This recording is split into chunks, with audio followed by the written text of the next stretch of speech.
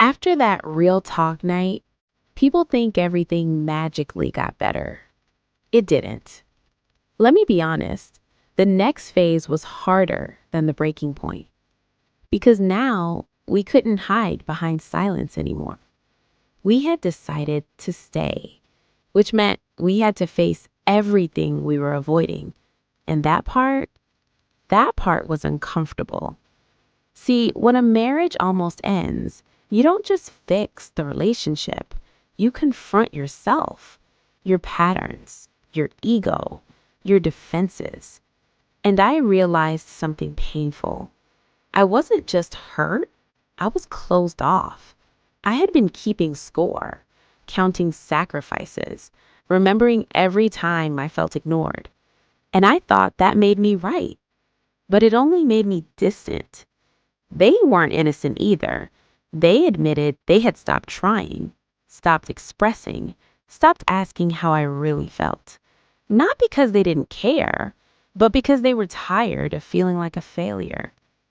That hit me because I never wanted to be the reason someone I loved felt like they weren't enough. So we made a rule. No more mind reading, no more assuming, no more silent expectations. If something hurt, we said it.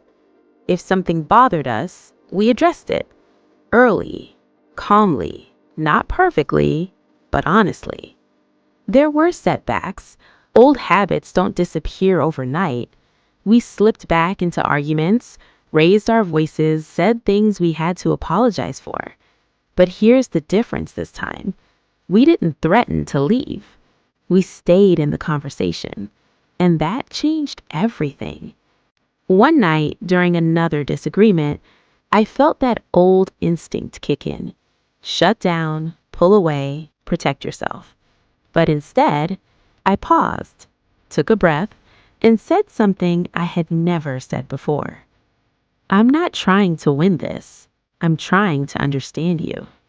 And the energy in the room shifted. Because sometimes those few words can lower walls that years of arguments couldn't break. We started learning each other again. Not the version we married, but the version we had become. Different dreams, different fears, different pressures. And instead of resenting the change, we respected it.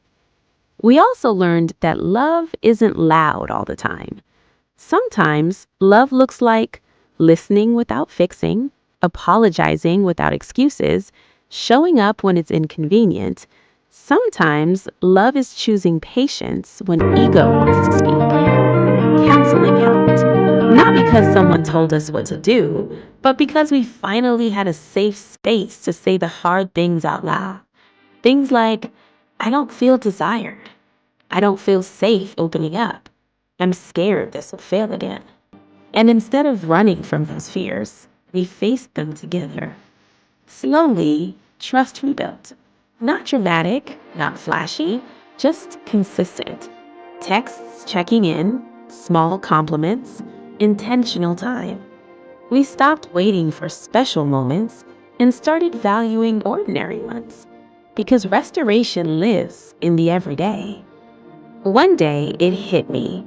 We weren't trying to go back to what we used to be. We were building something new, something more honest, more grounded, more real. And here's the truth that nobody talks about. Marriage restoration doesn't mean you never think about leaving again. It means when things get hard, leaving is no longer the first option. Understanding is, effort is, growth is. If you're listening to this and you're in the middle of rebuilding, let me tell you, it's okay if it feels slow. It's okay if some days still hurt. Healing isn't linear. But if both of you are showing up, even imperfectly, you're already winning. We didn't fall in love again. We learned how to stay. Through discomfort, through growth, through honesty. And that kind of love, it's deeper than butterflies. It's chosen every day.